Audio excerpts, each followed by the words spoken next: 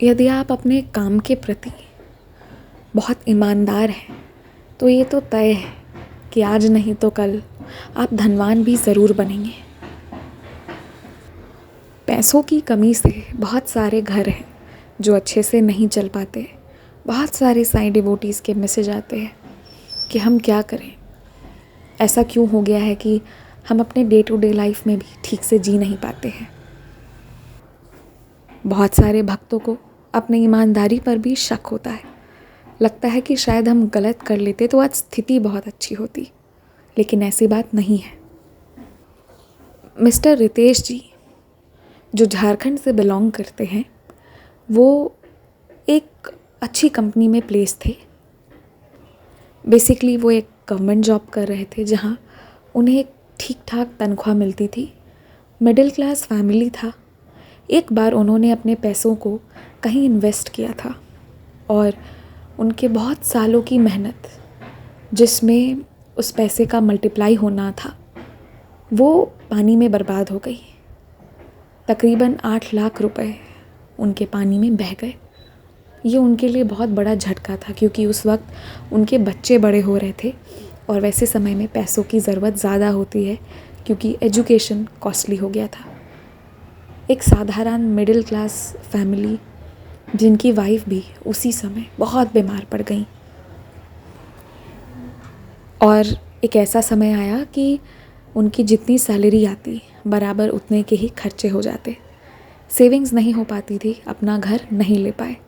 जो उन्हें गवर्नमेंट की तरफ से क्वार्टर मिला, उसी क्वार्टर में उन्होंने उस समय तक उनके बच्चे बड़े हो गए, 10th 12th कॉलेज तक पहुंच गए, उसी में उन्होंने ज़िंदगी गुजारने का फ़ैसला किया क्योंकि अपना घर खरीद पाने के लिए लोन लेना और उसकी EMI भर पाना ये इनके लिए पॉसिबल नहीं था।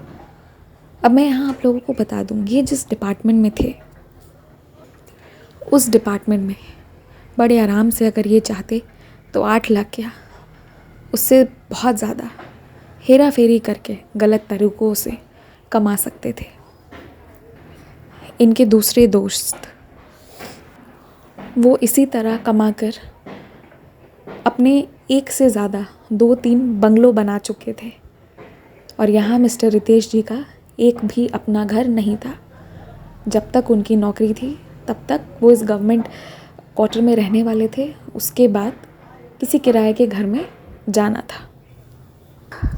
मिस्टर रितेश के वो डिपार्टमेंट वाले फ्रेंड जो गलत तरीके से पैसे कमाते थे, वो अभी बहुत रिच हो चुके थे और वो जब भी इनके घर आते तो इनके बच्चों के लिए बहुत महंगे महंगे तोहफे लाते थे।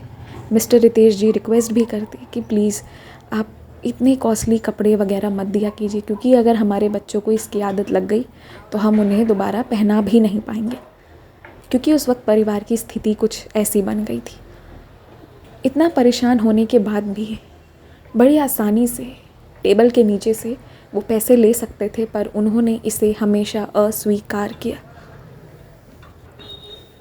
समय बीतता गया, बच्चों ने पढ़ाई कर ली और उसके बाद उनके दोनों बच्चे अच्छी अच्छी जगह प्लेसमेंट्स ले ली। एक बेटा और एक बेटी थी। इतनी अच्छी प्लेसमेंट और इतनी अच्छी पैकेज मिल जाने के बाद उनके बच्चों ने महज 28-29 वर्ष की आयु तक में ही आधे से ज़्यादा दुनिया अपने पैसों से घूम ली। अपने पेरेंट्स को भी बहुत जगह घुमाया, यानी mister and Mrs Ritesh ji को भी बहुत जगह घुमाया। जब मिस्टर एंड मिसेस रितेश जी अपने बच्चों के साथ इंडिया टूर और वर्ल्ड टूर में बिज़ी थे, उस वक्त उनके वही दोस्त, ऑफिस वाले वो कलीग जिन्होंने टेबल के नीचे से पैसों को स्वीकार किया था और अच्छे अच्छे बंगले बना रखे थे, वो इधर जेल की टूर कर रहे थे। अब उनका जेल में आना जाना लगा हुआ था। एक अच्छे दोस्त होने के नाते रितेश जी उनसे मिलने तो जाया करते थे। अपने दोस्त के लिए हर वो संभव प्रयास करते थे कि वो कहीं से बच जाए, पर बावजूद इसके कर्मों से कोई नहीं बच सकता। रितेश जी ने ईमानदारी चूज़ की थी, ऑप्शन ऑफ ऑनेस्टी उन्होंने टिक किया था। बहुत कठिन परीक्षा उन्हें देनी पड़ी कुछ ऐसे समय आए थे कि कुछ साल तक ज़ीरो सेविंग्स होती थी, जितना आता था उतना निकल जाता था, अगले महीने देने के लिए कुछ रह जाता था, जिसे वो फिर अगले महीने देते, तब तक अगले महीने और कुछ क्रेडिट खड़े हो जाते थे। अपने पिता का इस तरह का संघर्ष देखते हुए बच्चों ने भी मन लगाकर मेहनत की थी, और ऊपर बैठा वो ईश्वर, वो सच्चा दरबार, वो साईनाथ, वो सब देख रहे थे, और उन्हें उनके ईमानदारी का पूरा पूरा जस्टिस महज कुछ सालों में ही मिल गया। रितेश जी मेहनत इसीलिए करते थे कि उनके बच्चों का एजुकेशन अच्छा हो, फ्यूचर बहुत ब्राइट हो। यहाँ फ्यूचर तो बहुत ब्राइट हुआ ही, साथ ही साथ उनके बच्चों ने खुद से अपने मेहनत से खरीद कर बहुत सुंदर flat mister and Mrs Ritesh ji को गिफ्ट भी किया।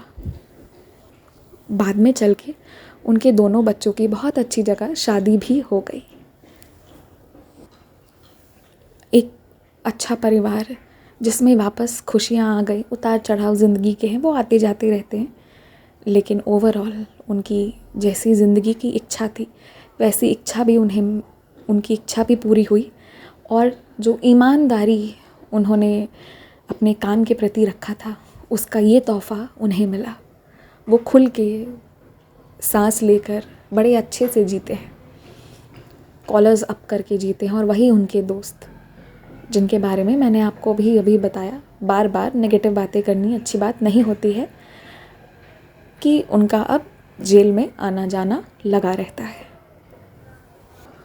यदि आप ईमानदार हैं, if you are honest to your work, तो जैसे हम घर के लिए EMI पे करते हैं, कार की EMI पे करते हैं, वैसे ही आप बिना देखे खुशियों के लिए ऑटोमेटिक EMI पे कर चुके हैं।